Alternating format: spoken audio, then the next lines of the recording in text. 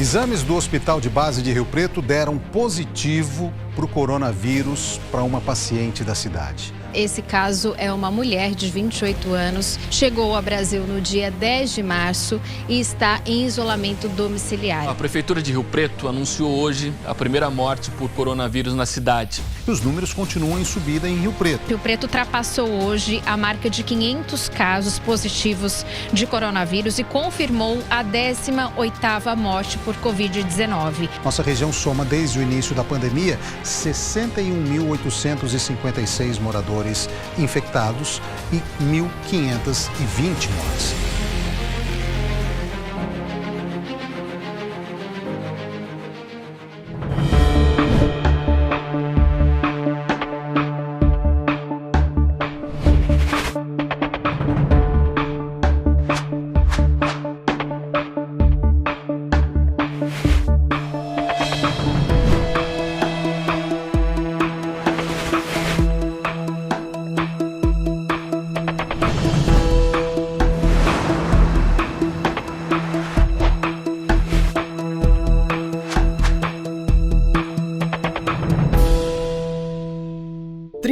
De dezembro de 2019.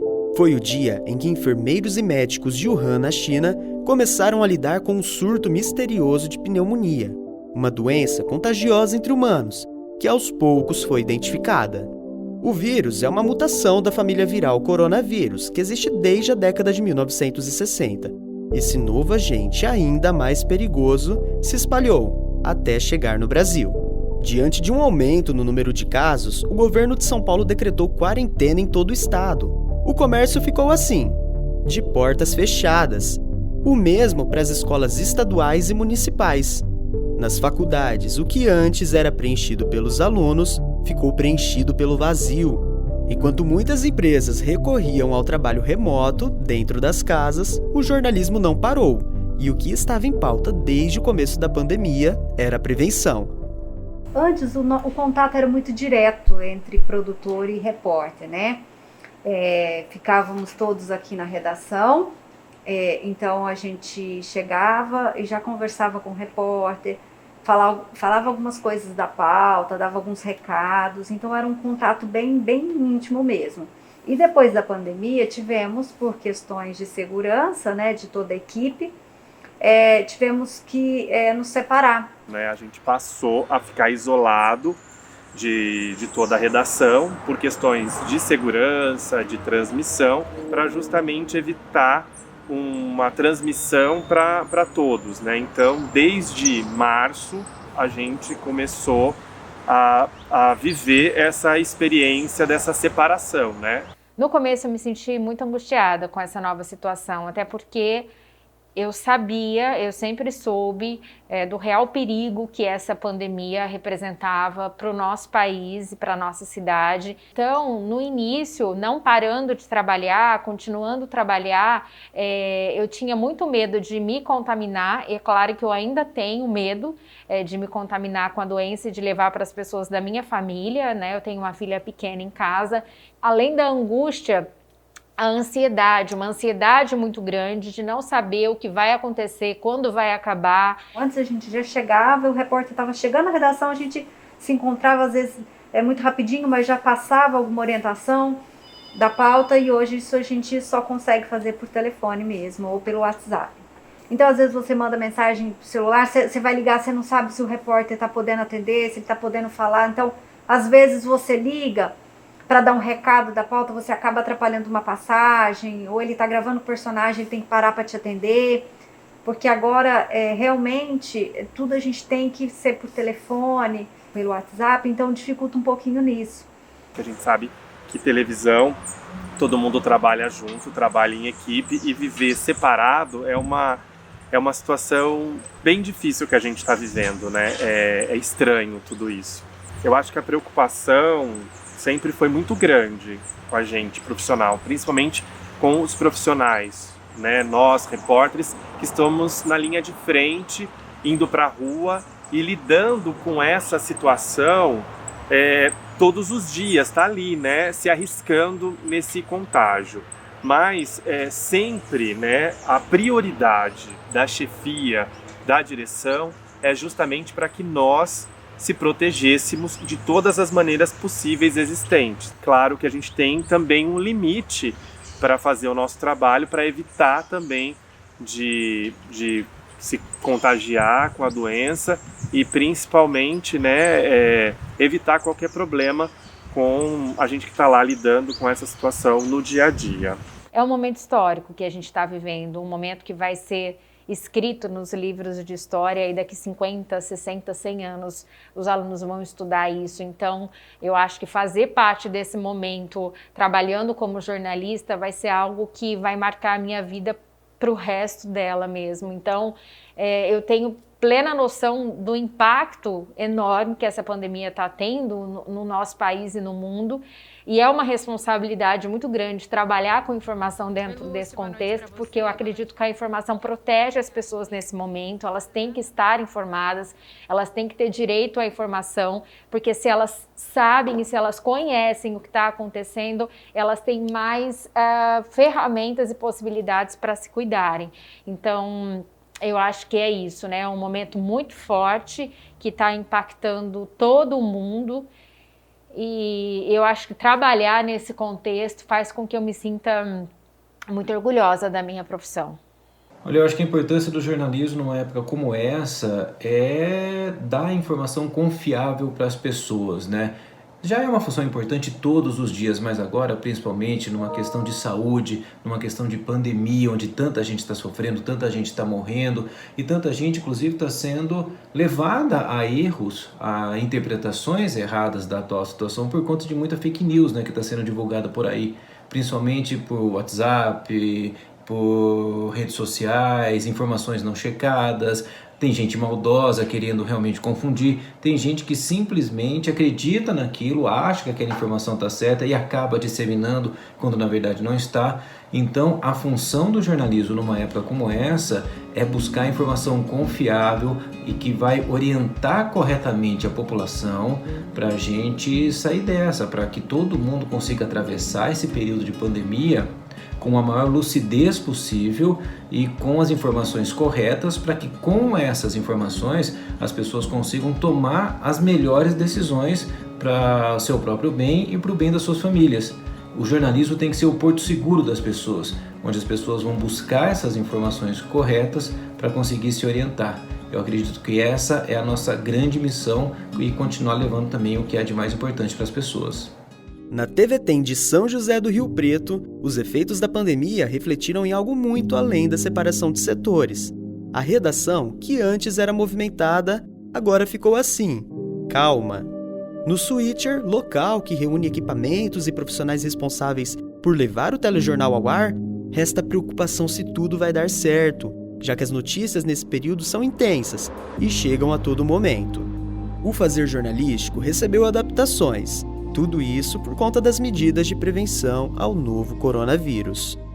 Antes, como que funcionava? A gente encontrava um personagem, por exemplo, vamos mostrar a matéria para falar sobre pessoas que perderam emprego. Então, antes, o que seria? A gente ligaria para essa pessoa, eu pegaria as informações, há quanto tempo que ela está desempregada, o que ela fazia antes, qual que era a função dela, e o que ela está fazendo, né, para conseguir. Ela está elaborando currículo, entregando de empresa em empresa, mandando online, enfim. Então a gente pegava a informação, marcávamos o horário com essa pessoa, a gente perguntava as coisas para saber o que a gente teria de imagem de apoio, marcaria, o repórter ia lá, gravava, o cinegrafista faria essas imagens de apoio. Antes era assim. Agora, o que mudou? A gente fica mais tempo no telefone, mais ainda, inclusive, porque a gente depende muito mais do nosso entrevistado. Porque eu tenho que explicar para ele, olha, a matéria, a gente vai mostrar pessoas que perderam o emprego. Então, além daquelas perguntas que eu faria antes, eu vou pedir um vídeo para essa pessoa. Eu vou ter que explicar para ela como que é feito, como é que ela tem que fazer esse vídeo. Então, o que eu ia ver com você? Se você poderia gravar um vídeo com o seu celular mesmo, o celular deitadinho, na horizontal. Parece meio repetitivo, meio óbvio. Você fala, na horizontal é deitado, mas às vezes a gente explica e mesmo assim manda um vídeo com o celular em pé. Então, a gente tem que explicar como é que é e a gente tem que pedir imagens de apoio para esse personagem. Porque em alguns casos, nossa equipe não está indo. Nós não estamos marcando para o repórter por questões de segurança do entrevistado e da equipe, a gente não está mandando. Então, até a imagem de apoio, eu tenho que pedir para ele. Então, eu dependo muito dele. Então, eu tenho que explicar, olha, faça uma imagem você no computador, elaborando um currículo, fazendo um currículo. Peça para alguém fazer imagem de você falando no telefone, você perguntando se está recebendo currículo ou não. Então, a gente demora um pouquinho mais, porque agora a gente tem que pedir tudo isso para o entrevistado. Não só que ele grave o vídeo, mas que ele faça essas imagens de apoio. Então, demanda um pouquinho mais a produção, sim. Logo no início da pandemia, a gente praticamente não entrava na casa de ninguém, principalmente pessoas que fazem parte do grupo de risco. Começamos a receber muitos vídeos dos entrevistados, em vez de ter o contato com eles. Então, isso fez com que a gente criasse, querendo ou não, um outro desafio, que é auxiliar essas pessoas a como elas devem se gravar, como elas devem posicionar o celular e fazerem imagens de apoio. Então aí entra um outro contexto, porque não são profissionais de vídeo e a gente recebia muita coisa que tinha que ser refeita, ainda recebe. Então, basicamente mudou nesse aspecto, né? Em todos esses aspectos. Foi uma mudança bem radical. E isso tudo realmente é um reaprendizado. Você precisa aprender a contar histórias de uma outra maneira, com outros recursos do que você já estava acostumado a fazer. As coisas precisaram ser muito bem pensadas e planejadas para a gente poder contar uma história, né? Então, é uma adaptação, um aprendizado, né, a cada dia, de acordo com a pauta que a gente vai fazer naquele dia, né? Então mudou bastante, mudou muito, né? São várias mudanças, mas o que mais me chama a atenção é essa proximidade que a gente tinha de estar com as pessoas, que isso a gente precisou realmente se isolar, se afastar para poder fazer o nosso trabalho. A primeira coisa que mudou no meu trabalho, eu acho que já dá para ver quando vocês olham para mim, que é o uso da máscara, né? Antes a gente, aliás, nunca a gente imaginou que fosse ser necessário trabalhar com esse item. E é claro que atrapalha muito a fala, porque você fica às vezes um pouco sem ar. Nós tivemos várias sessões com a fono da TV, que nos ajudou a como respirar, como utilizar a voz para falar ao vivo. Além do uso da máscara, a nossa rotina do dia a dia mudou bastante. Eu preciso desinfectar o microfone. Assim que essa pessoa fala, eu preciso desinfectar de novo esse microfone. Tem uma rotina de higiene de equipamentos, microfone, câmera, iluminação, que são equipamentos compartilhados por profissionais. Então, tudo isso tem que ser esterilizado com uma frequência maior. No começo, a gente chegou aqui, foi comunicado, a gente ficou um pouco apreensivo com a mudança, porque toda mudança gera, né, uma certa apreensão. Mas hoje a gente já está bem adaptado, como eu disse, foi logo no começo, então já tem um certo tempo. A medida foi, então tem um espaço que fica só o repórter, a redação, né? Então a gente não tem mais esse contato direto com a equipe que vai para a rua, com os repórteres, né, cinegrafistas, e nem com o pessoal que trabalha de manhã. Então à tarde, o que é o meu turno, ficam eu e mais uma produtora, ficam os editores de imagem, de texto, apresentador, estagiário. De manhã é outro grupo também, e a gente não se encontra, então quando a gente chega aqui eles já foram embora. Então uma medida que a TV trouxe, né, justamente para a segurança de toda a equipe, para evitar esse contato, né, evitar que antes o que era? Antes era uma festa, antes a gente chegava aqui na redação, entre um turno e outro, então acabava um jornal, a gente chegava, o pessoal estava aqui ainda ou estava já saindo, então a gente se encontrava. Quando tinham aniversários, a gente se reunia, tirava foto, né? Tinha bolo, tinha parabéns. Então a gente sempre foi muito assim. Então são medidas necessárias nesse momento, né? Para poder evitar aí qualquer tipo de contágio. Bom, o nosso planejamento foi meio que às pressas, né? Porque ninguém esperava essa pandemia. Não é uma coisa que a gente teve tempo de estudar, de preparar. O que foi mais importante foi a gente preservar a integridade dos nossos colaboradores e também das pessoas que interagiam com a gente, entrevistados, etc. Nunca foi tão relevante o nosso trabalho, mesmo com essas dificuldades técnicas que a gente vem encontrando. O contato presencial diminuiu muito, a gente tem usado muito o telefone, entrevistas não presenciais, e que pode apontar isso como um futuro para a nossa profissão. Se mostrou eficiente, se mostrou até mais barato. Hoje você não precisa viajar para fazer uma entrevista, você consegue através do celular, do computador. Eu acho que nós não perdemos qualidade, nós ganhamos em agilidade e ganhamos em relevância. A questão técnica, cada vez mais ela está perdendo essa importância. Antigamente você deixava de usar uma entrevista se tivesse uma qualidade razoável. Hoje isso não existe. Hoje o conteúdo tem que ser mais relevante para ele poder superar uma possível qualidade razoável na imagem, uma qualidade técnica razoável. O que vale é o conteúdo, o que vale é a relevância do que está sendo colocado. Nós fizemos uma pesquisa em abril, através de um survey com questões abertas e fechadas, que ficou disponível para os respondentes no período de 5 a 30 de abril. Nesse período, nós obtivemos 557 respostas em todo o país.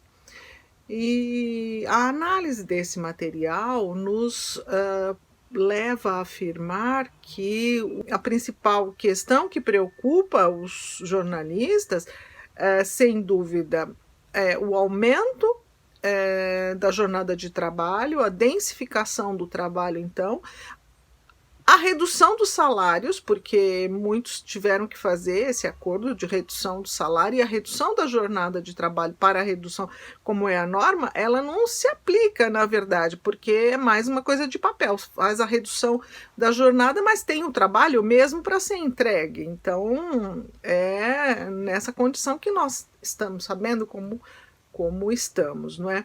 Muito bem. Então, essa situação toda leva a um estresse muito grande. E a questão, que também muito citada por eles, é o medo. A palavra medo foi muito mencionada. Medo de perder o emprego, medo da redução salarial, medo de perder o cliente, medo da doença, de ser infectado, medo de infectar a família, não é? Porque muitos também estão em jornadas híbridas, ou seja, uma parte em home office, uma parte na redação. Alguns dias tem que se apresentar, fazer cobertura e tudo mais, como nós estamos vendo, não é? E o trabalhador está fazendo tudo a seu encargo para entregar o melhor possível, não é?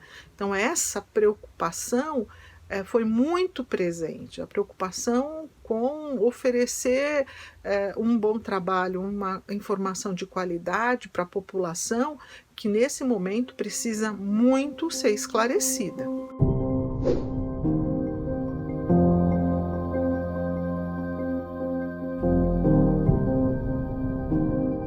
Só para quem não pegou bem notícias desde o início, Michele, alguns colegas aqui que trabalham com a gente estão com Covid, então por prevenção a TV tirou todo mundo da emissora de Rio Preto, inclusive quem testou negativo, como eu, está desinfetando o prédio, carros, equipamentos, testando todo mundo. Os colegas que testaram positivo estão todos bem, graças a Deus, são assintomáticos, mas para a nossa segurança e das pessoas que a gente convive, então estamos todos em home office.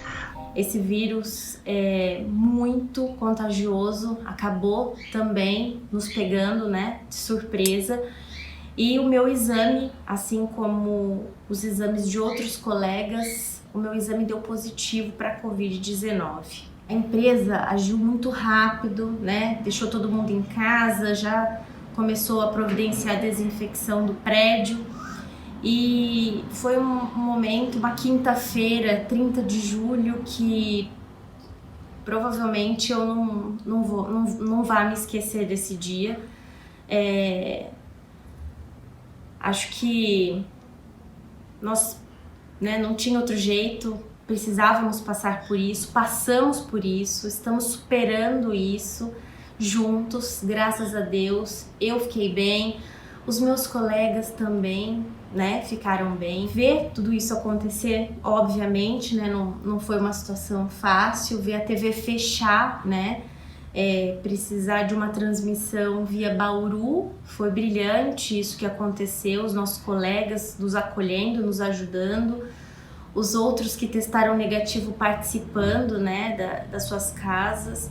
Essa sensação de assistir isso da minha casa, de assistir tudo isso aqui da minha casa também foi muito forte, me marcou muito, mas felizmente a gente vai se lembrar de tudo isso com um sentimento de alívio e a certeza de que o nosso trabalho, independentemente de estarmos na TV, né, no prédio ou não, foi feito, né?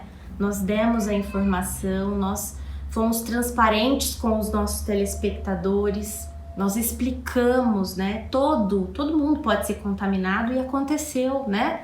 Não dá para saber como foi, o que aconteceu, só dá para pensar mesmo que nós passamos por esse momento e vai ficar tudo bem. Bom, a gente está até que em uma distância considerável. Será que você poderia tirar a máscara 5 segundinhos só pra gente conhecer a Mônica Sá? Sim, pode ser. Como eu disse, estava um pouco sem fôlego aqui, né? Diferente trabalhar com a máscara. Confesso que eu sinto falta às vezes de gravar sem a máscara, porque eu gravei a vida toda sem a máscara, né? Mas é isso, a gente tem que usar para se cuidar e eu acho que cada um tem que fazer mesmo a sua parte nesse momento, né? Para que a gente possa atravessar essa fase e é claro que seremos diferentes depois da pandemia, espero que todos sejamos melhores. É de extrema necessidade o uso da máscara, então a gente tem que usar mesmo, sabe-se lá até quando, né? Mas enquanto isso, são os olhos que falam, que transmitem também muita coisa durante todo esse período.